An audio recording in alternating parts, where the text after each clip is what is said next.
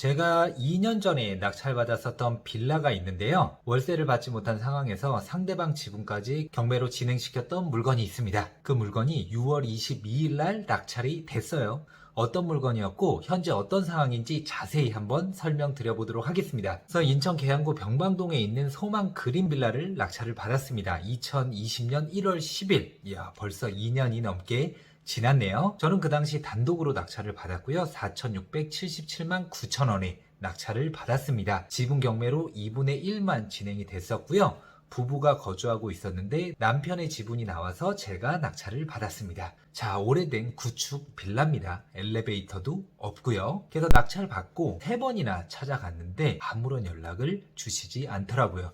또 한 번은 안에 계셨거든요. 남편이 전화하게끔 하겠다라고 이야기를 하셨는데도 끝내 연락은 없으셨어요. 연락이 닿아야 가장 좋은 방법을 찾아서 해결을 해 나가야 되는데 연락이 없으면은 저는 정석대로 절차를 진행을 할 수밖에 없는 거죠. 우선 입지를 한번 보도록 할게요. 박촌역과 469m 거리 가깝죠. 또 이방역과는 592m 거리, 양옆에 지하철을 다 이용을 할 수가 있는 위치입니다. 또 작은 길 하나만 건너면 초등학교, 중학교, 고등학교가 다 몰려 있어요.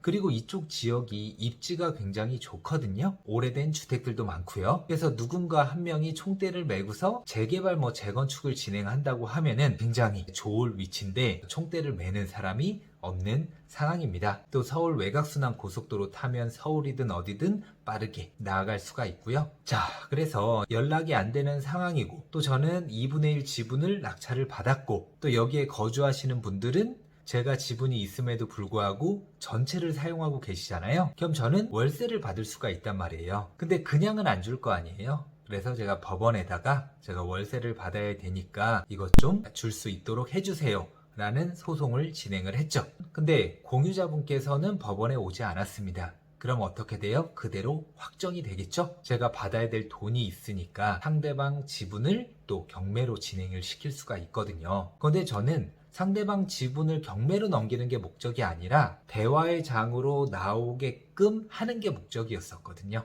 근데 어쨌든 절차는 절차대로 진행을 하면서 협의는 또 협의대로 하면 되니까 동시에 진행을 했었던 거죠. 그래서 결국에는 제가 경매를 진행하고 물건이 나왔습니다. 근데 굉장히 안타까운 일이 발생이 됐죠. 제가 공유자 우선 매수 신청을 접수시켜 놓고서 깜빡 잊고 그날 법원에 못 갔습니다. 2021년 11월 9일날 갔어야 되는데 10일로 착각을 했었던 거예요. 공유자 우선 매수 청구권은 1회에 하나거든요. 제가 접수시켜 놓고 못 갔잖아요. 공유자 우선 매수는 사라지게 되는 겁니다. 와, 저도 이런 실수를 해요.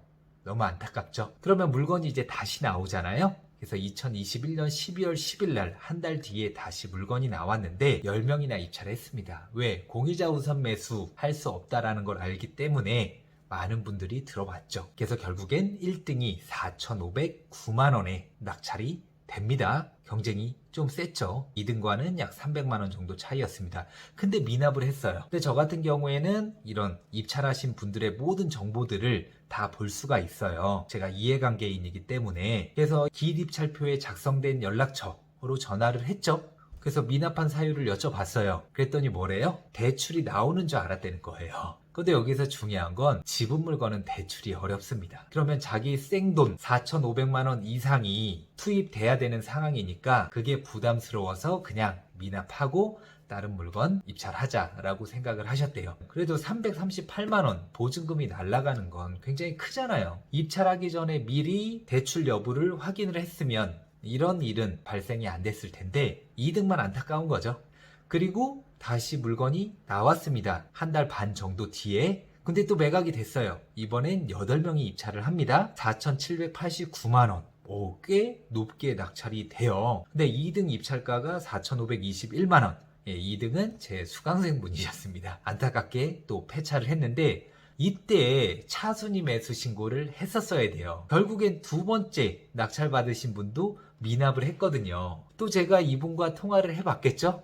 근데 이분은 왜 미납을 했어요? 낙찰 받고 바로 찾아가서 협의하면은 쉽게 협의가 될 줄 알았었대요. 근데 그분께서는 매입할 마음이 없다라고 하시니까 이분도 고민에 빠진 거죠. 큰 돈이 들어가야 되는데 과연 잔금 납부를 하고 해결하기까지 오랜 시간이 걸릴 수도 있고 또 나머지 지분은 또 다른 분이 소유를 하고 있기 때문에 막 이런저런 생각하시다가 결국에 또 미납을 하신 거예요. 미납을 하셨기 때문에 보증금은 당연히 몰수였고요. 여기서 중요한 건 한 번 미납이 됐잖아요. 그 다음에 다시 진행될 때는 보증금 10%가 아니라 20%예요. 처음에 낙찰받으신 분은 338만 원을 몰수당했지만 두 번째 낙찰받았다가 미납하신 분은 600만 원 이상 보증금을 날리게 된 겁니다. 이 두 분 때문에 거의 900만 원 넘는 돈이 쌓인 거예요. 그러면 공유자는 정말 나쁠 게 하나도 없어요. 어차피 저에게 줘야 될 돈에 다 충당이 되는 거거든요. 그리고 남는 돈이 있으면 또 이분이 가져가는 겁니다. 괜찮죠? 그리고 6월 22일 날 또 매각 기일이 잡힙니다. 근데 이번에 6명이 입찰을 했네요. 근데 1등이 얼마예요? 6천만 원인 거예요.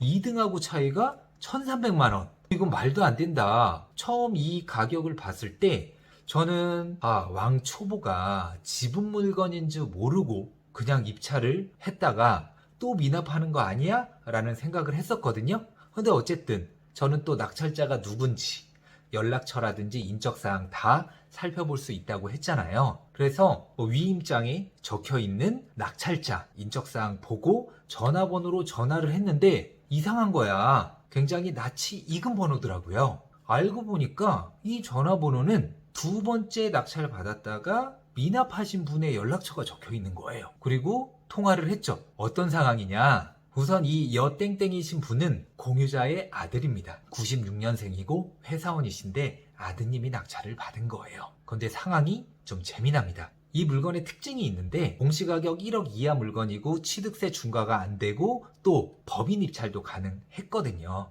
지분 물건임에도 불구하고 입찰자가 계속 많았었던 거고요. 두 번의 미납이 있었죠. 제 수강생분들께서 이거 용생 건데 이거 미납한 이유 어떤 거냐고 연락이 되게 많이 왔었어요. 그리고 채무자의 아들이 낙찰을 받았고요. 또 낙찰을 확인 후에 입찰표에 적혀 있는 번호로 제가 연락을 했는데 그 연락처는 두 번째 미납한 분의 연락처였습니다. 자, 어떤 스토리가 있었는지 볼게요. 두 번째 미납했던 분과 통화를 했는데 좀 진짜 뭐라고 해야 될까요? 씁쓸하더라고요. 왜냐면 우선 낙찰받고 매도 협의하기 위해 연락하면서 친해졌대요. 또 본인이 도와주기로 협의를 하고 그래서 아들 보고 입찰하라고 시켰다는 거예요. 자기가 다 알아서 가장 좋은 방법으로 해결해 주겠다라고 했겠죠. 그리고 도와주는 대가로 이분은 600만 원 넘게 보증금을 날리셨잖아요. 그거 너무 아깝잖아요. 그래서 도와주는 대가로 미납했던 그런 보증금을 다시 받기로 했다라는 거예요. 근데 제가 여쭤봤죠. 근데 왜 아드님한테 그렇게 낙찰가를 높게 쓰게 했냐 물어봤더니 정말 좀 말도 안 되는 좀 이야기인데 시세를 높이는 효과도 있고 또 확실하게 가져와야 되고 그래서 그 정도 쓰라고 했다는 거예요. 우선 낙찰 받아놓고 추후를 생각해야 하니까 그럼 무조건 낙찰이 중요했다라는 거죠. 이게 무슨 소리입니까? 자기 돈 안 들어간다고 그냥 굉장히 높은 금액으로 무조건 낙찰을 위한 낙찰만 받게 하면 어쨌든 손해는 누가 봐요? 공유자분이 보시는 거잖아요. 공유자분의 아들이 보시는 거잖아요. 좀 더 저렴하게 살 수 있고 아니면 저랑 협의를 하면 이렇게 비싸게 사지 않아도 되는데 괜히 두 번째 낙찰받았다 미납했던 분의 어떤 감언이설일 수도 있고 그런 말들에 속아서 아니면 게임에 넘어가서 쉽게 해결될 일을 굉장히 크게 만들어 버리는 거죠. 저랑 이야기를 하면 굉장히 쉽게 일이 풀릴 텐데 제 전화는 계속 안 받고 계속 피하고 다른 분의 이야기를 듣다가 결국에는 아드님 좀 높은 금액에 낙찰을 받게 된 거예요. 그래서 안 되겠다 싶어서 제 폰으로 전화하면 안 받으니까 제 와이프 폰으로 전화를 하니까 받으시더라고요. 그래서 지금 대단히 정말 잘못된 길로 가고 계시다라고 진심을 다해서